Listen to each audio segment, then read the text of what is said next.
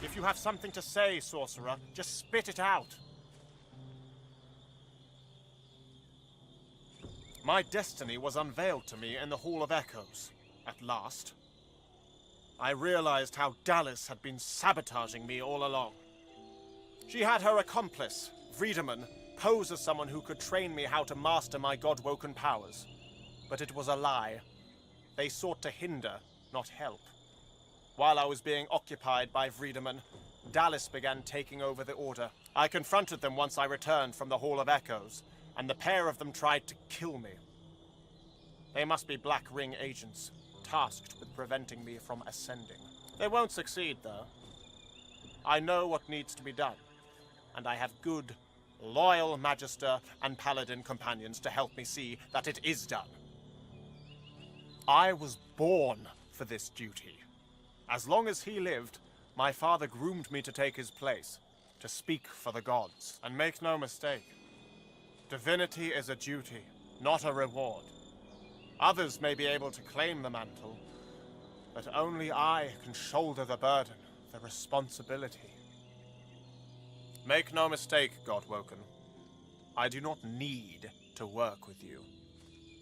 I will enter the council when I am fit and ready. But you are desperate. That much is clear. Make yourself of use to me, and I shall help you unlock the council. You must strike down the one who leads the Black Ring on this island. That is my price. Do you really think the future Divine should take such risks? Besides, you're the one seeking help. Perhaps you can put your murderous skills to use for the greater good.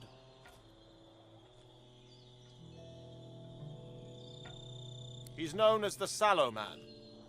My father faced him in battle during the Great War. He's a wicked creature, a master of illusions who hides in the shadows and sends others to do his bidding. Alexander produces an old cowl and mutters an incantation. The cloth glows a cool blue for a moment before settling back. He hands the cowl over to you. My father concocted this charm so that he could face the Sallow Man in battle. The cowl has now been laced with its essence. Wear it, and he will be forced to reveal himself. Succeed, and perhaps you can join me inside the council.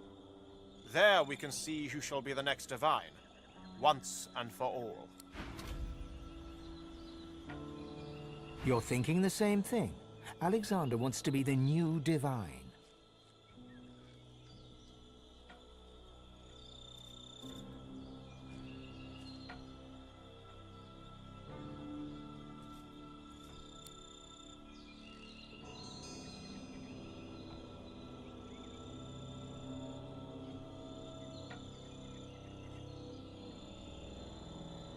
We're talking about the same person, right?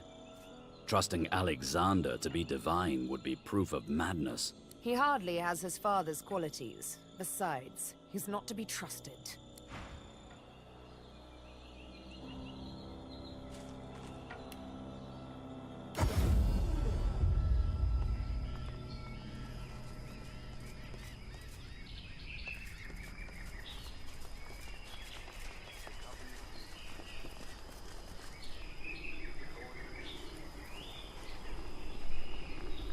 All that you desire.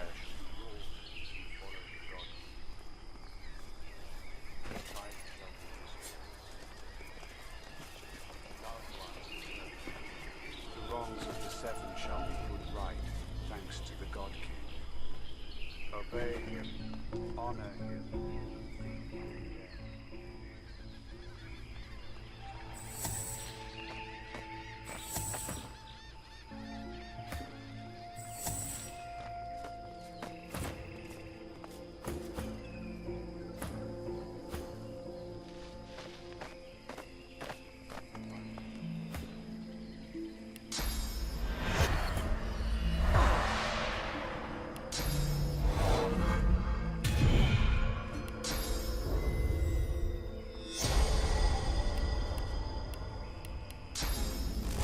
Hurts, doesn't it?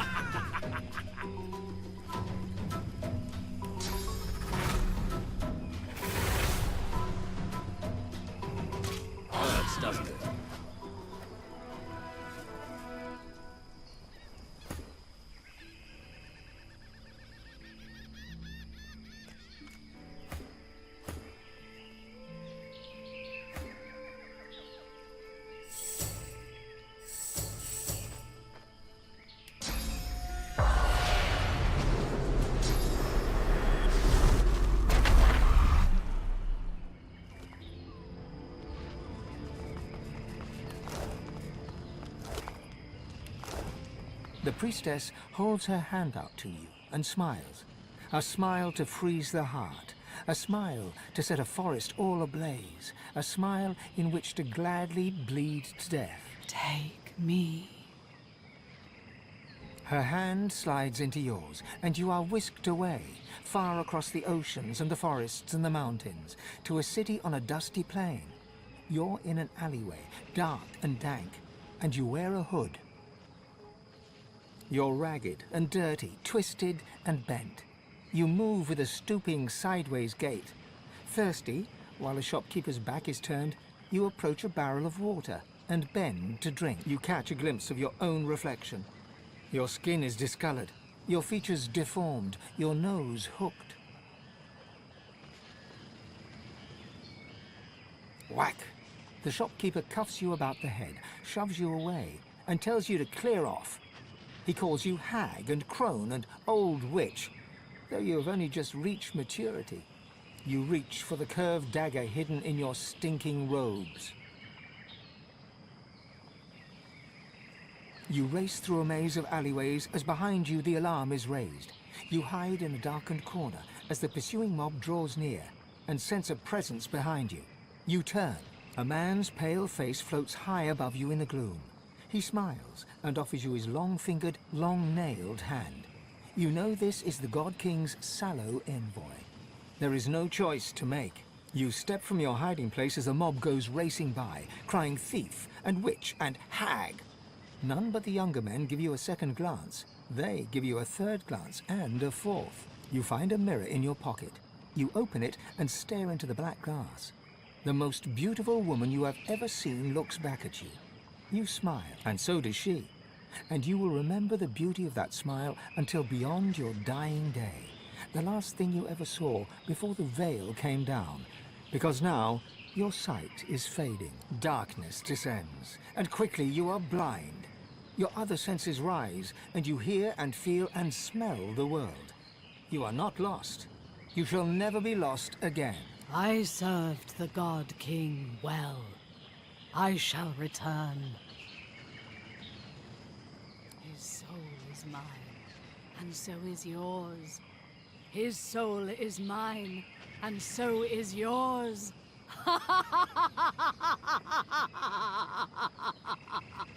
Her laughter echoes like fading cathedral bells, ringing out a world of beauty and despair.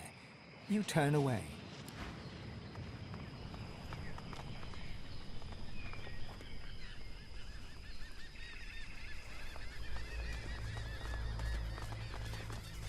Even though her tormentor is dead, the Magister is still paralyzed with fear.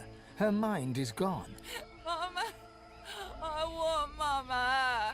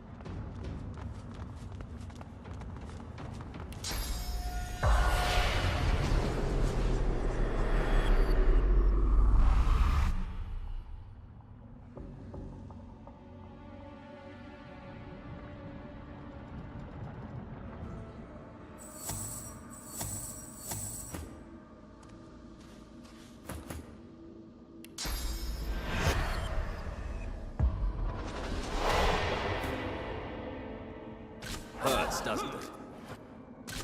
Faded!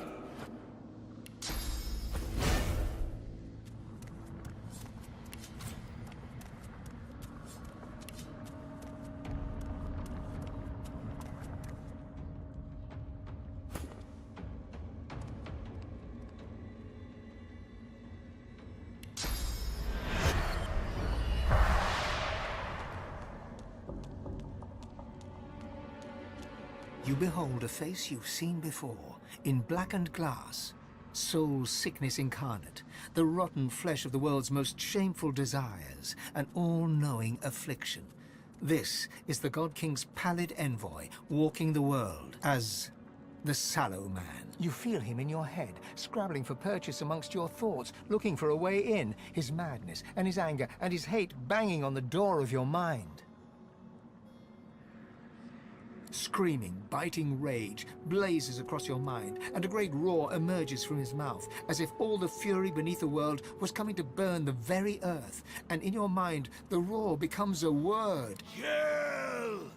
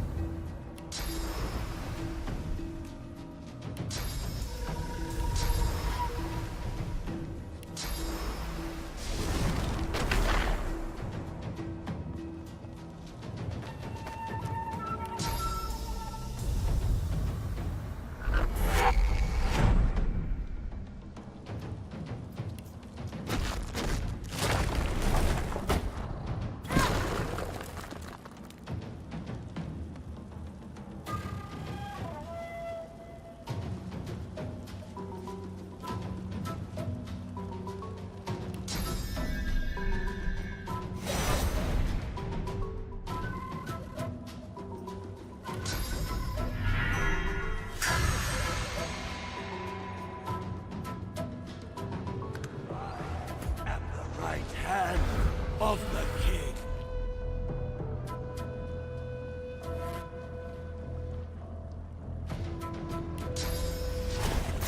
Worms take you.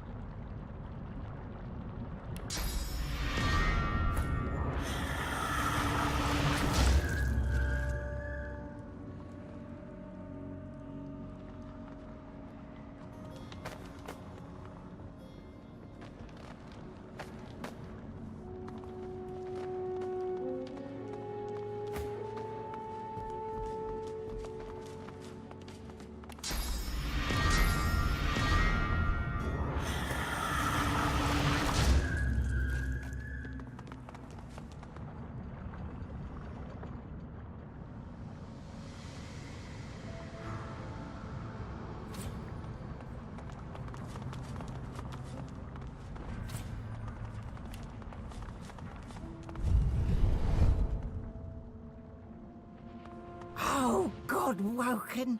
Such a pleasure. Did you miss me? Wait, don't answer that. Of course you did. My lord's given me another chance. Such is his grace and wisdom. As for you, well, you're out of chances. How many have you had by now, I wonder? 2, 3, 100? It must all be a blur for you. She peers at you through narrow eyes. Her next words do not pass her lips, yet pierce your ears as if she'd spoken them. I will not fail him again.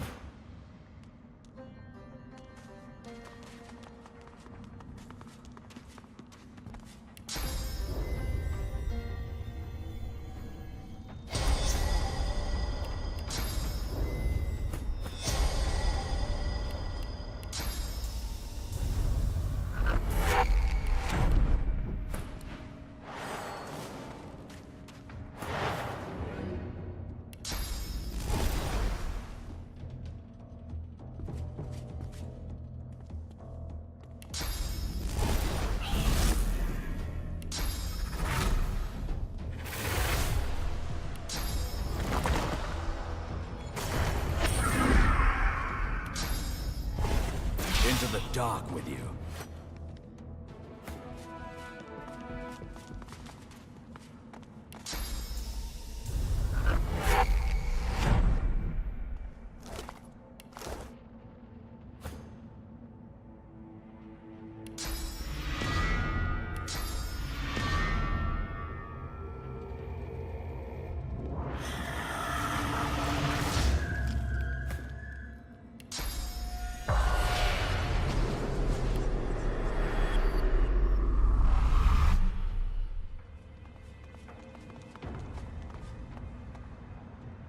Careful now.